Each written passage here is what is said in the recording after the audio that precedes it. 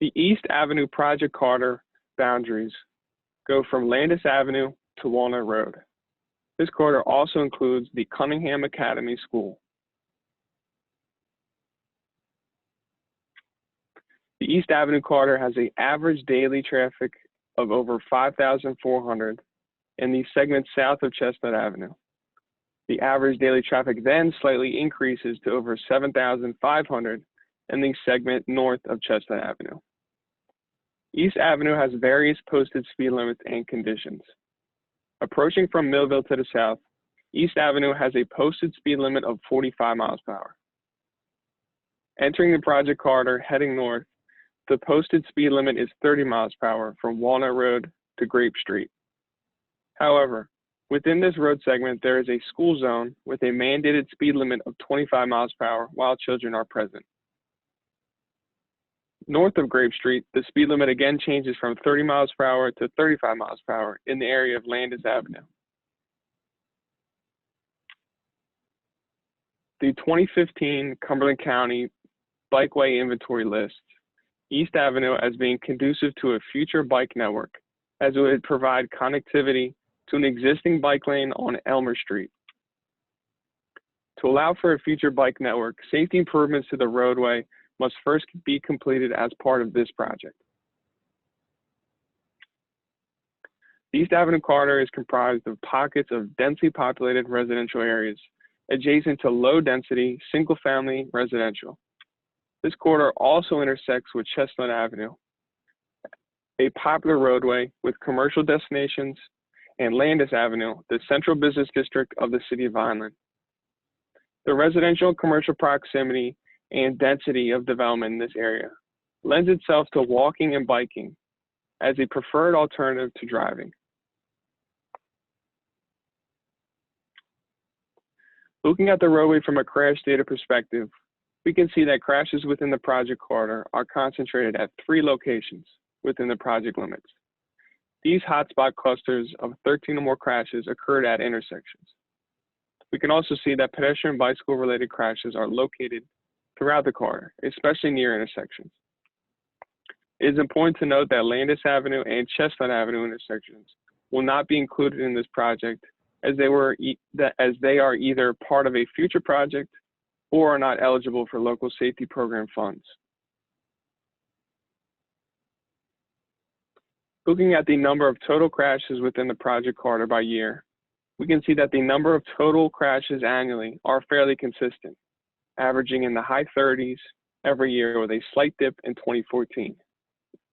We can also see that a crash resulted in serious injury or death in 2012. According to the data-driven network screening analysis, East Avenue corridor was the 3rd highest ranked road segment on the high-ranking crash severity list for all of Cumberland County. The corridor also includes a school and pockets of densely populated residential areas with connections to commercial corridors within the city of Vineland. It is also important to note that the presence of crossing guards during the after-school hours at the intersection of Chestnut Avenue. 8 of the 184 total crashes on East Avenue were pedestrian and cyclist related. This high number of bicycle and pedestrian crashes contributed to its ranking as the 2nd highest corridor on the crash severity list in Cumberland County. We can see from the bicycle and pedestrian crash data that 6 crashes involved a pedestrian and 2 involved bicyclists. Notably, a serious incapacitating injury did occur. Taking a deeper look into the crash data, we can note crash characteristics, paying particular attention to lighting conditions and location. Crash data showed that the majority of crashes within the project boundaries occurred at intersections. The high number of crashes at signalized intersections represent the Chestnut Avenue and Landis Avenue intersections. These intersections, as previously mentioned, are not part of this project. Landis Avenue has been recently improved, and Chestnut Avenue is part of a larger future project. Data can only provide so much information. On December 9th, 2019, a multidisciplinary team of local, state, and regional agencies conducted a pedestrian and bicycle-focused road safety audit of East Avenue. This event helped to confirm perceived safety issues while also providing greater context. This event also allowed for a multidisciplinary team to assess the corridor and provide their recommendations for solutions to found issues.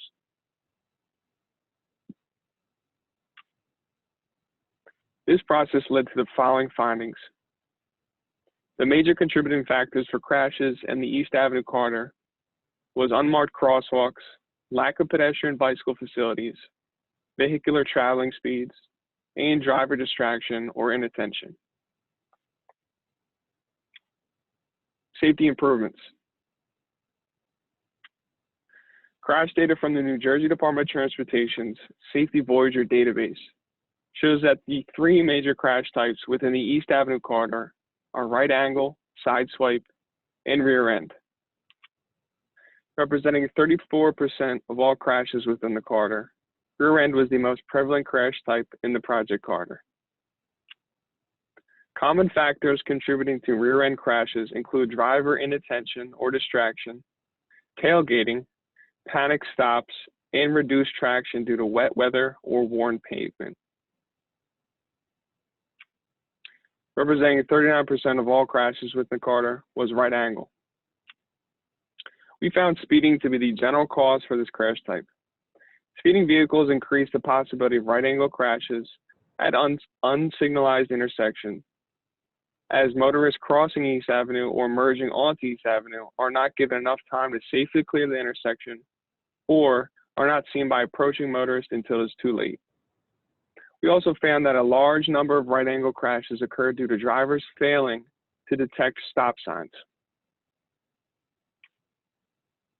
Representing 11% of all crashes within the corridor was side swipe crashes. Over 65% of all side swipe crashes occurred at the East Avenue and Chestnut Avenue intersection. This intersection is currently involved in a larger future safety improvement project, and as a result will not be included in the Cumberland County Safety Action Plan. Side swipe crashes often occur at or near intersections as motorists merge into different lanes of traffic. We found driver behavior and speeding to be the main cause for side swipe crashes outside of the Chestnut Avenue intersection. The Walnut Road intersection serves as a de facto boundary between the urbanized area and the rural area of Vineland. Over 66% of all crashes at this intersection were right angle crashes. Currently, in its existing condition, the Walnut Road intersection is a four-way stop-controlled intersection. This means that vehicle right-of-way is controlled by stop signs at each approach. Shown here are existing double stop signs on the north and south approaches. Doubling up stop signs increases their visibility to approaching motorists and increases the likelihood that motorists will stop. Currently, the east and west approaches do not have double stop signs, but rather singular stop signs for each approaching lane of travel. Doubling of stop signs at each approach is proposed for this intersection. This will not only increase the visibility of stop signs for approaching motorists, but has also shown to reduce up to 55% of right angle crashes and up to 11% of all crash types. LEDs can be embedded in stop signs to outline either the sign itself or the words and symbol on the sign.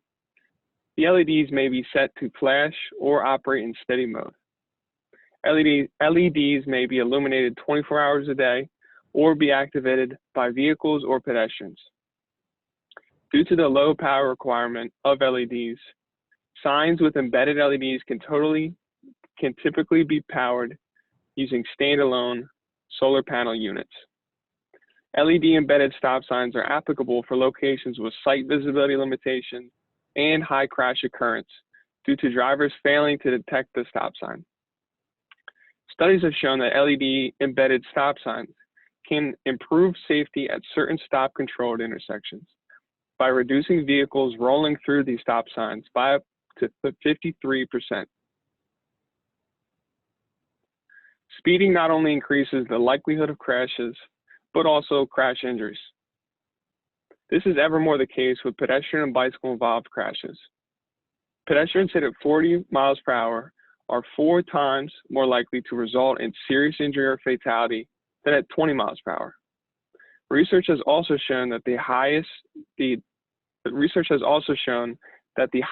the traveling speed, the smaller the cone of vision for motorists.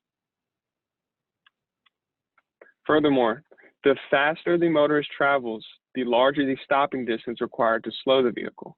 To improve safety within the East Avenue corridor, it is imperative to manage traveling speeds, especially within high-density residential areas.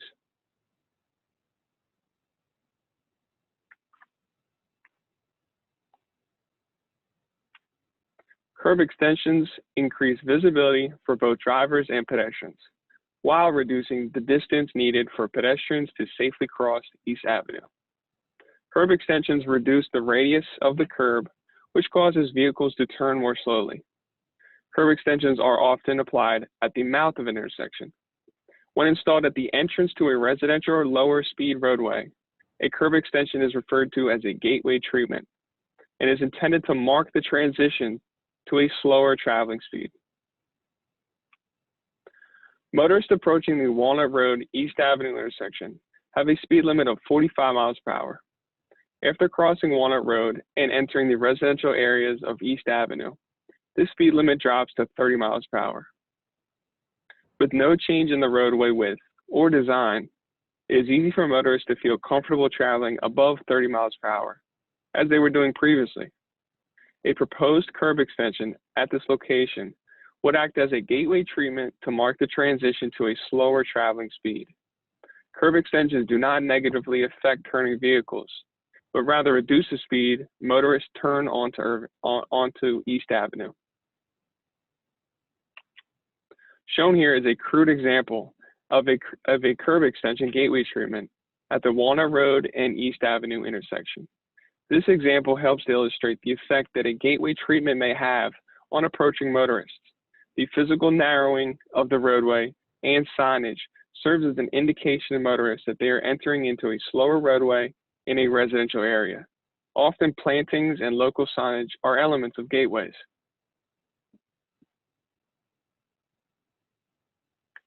The East Avenue corridor includes large pockets of densely populated residential neighborhoods. A large number of families and children reside in these neighborhoods. However, there is no designated pedestrian connection between these two neighborhoods or the eastern and western sides of East Avenue corridor. In addition,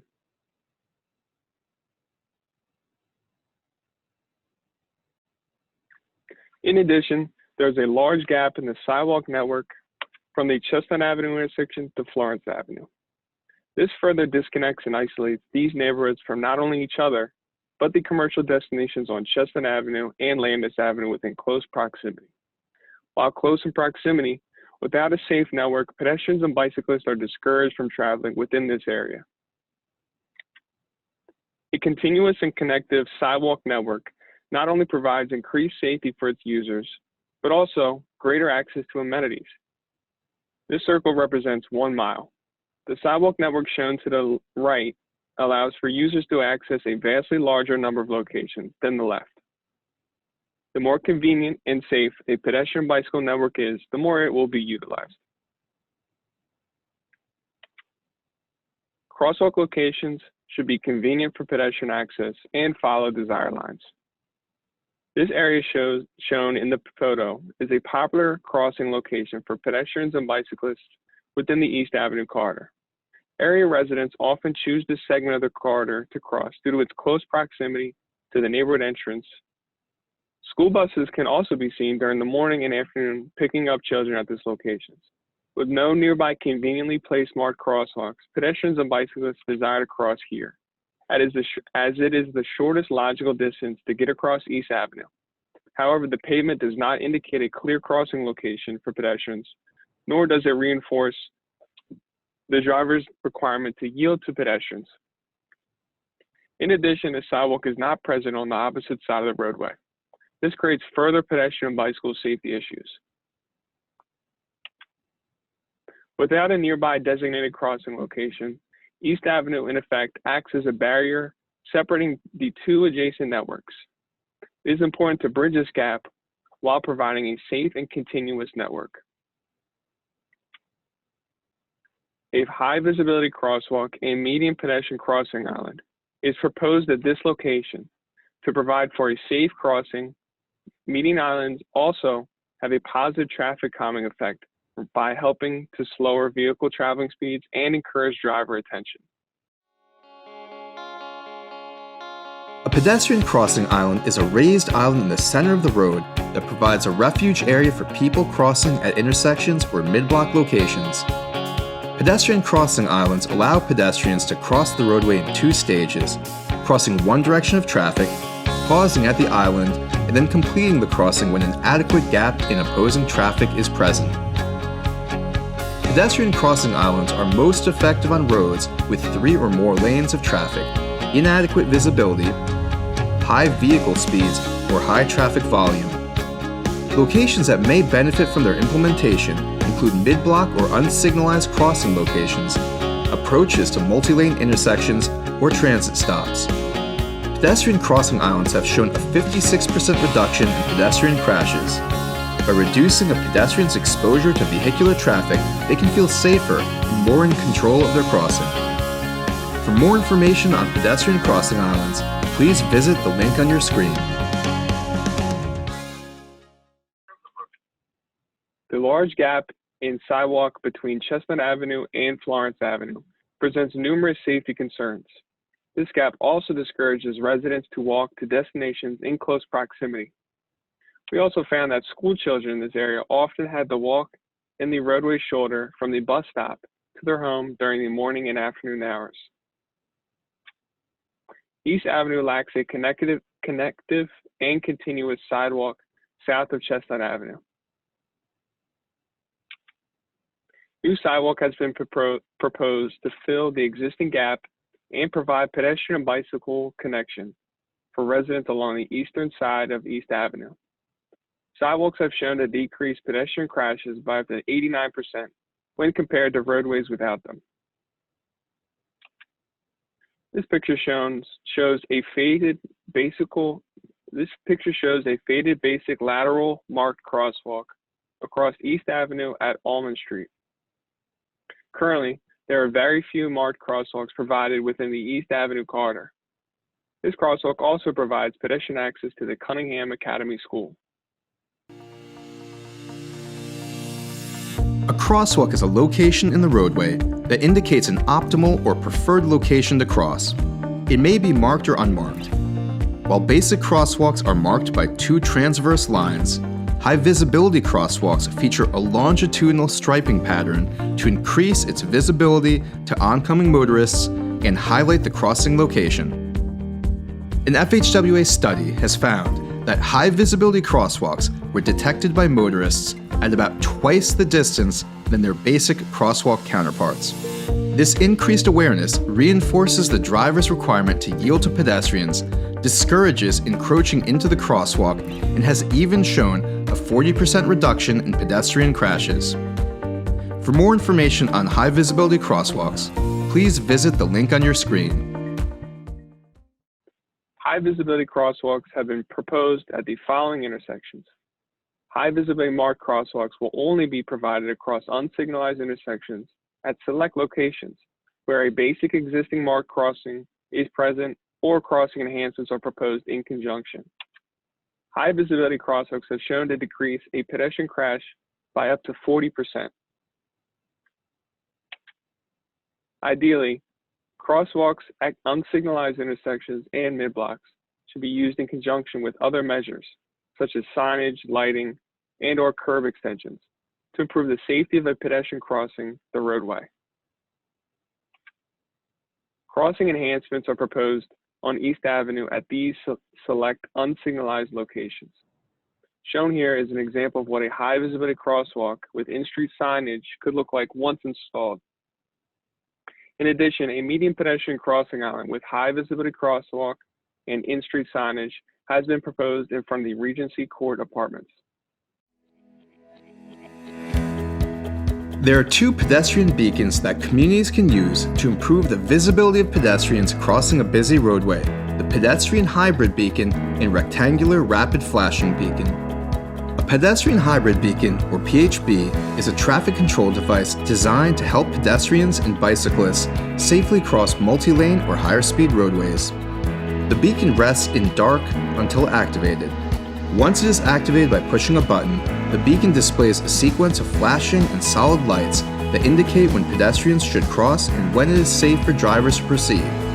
PHBs are best suited for uncontrolled intersections with high vehicle speeds or volumes and must be accompanied by a marked crosswalk. PHBs are also typically less expensive to implement and maintain than standard traffic signals and provide a wealth of safety benefits, such as a 69% reduction in pedestrian crashes, a 29% reduction for all crash types, and a 15% reduction for serious injury and fatal crashes. Rectangular Rapid Flashing Beacons, or RRFBs, alert motorists of crossing pedestrians at uncontrolled crossings. They remain dark until activated by pedestrians, at which point they emit a bright, rapidly flashing yellow light. RRFBs differ from PHBs in that an RRFB increases the visibility of the pedestrian and highlights the need to yield, whereas PHBs direct vehicles to stop.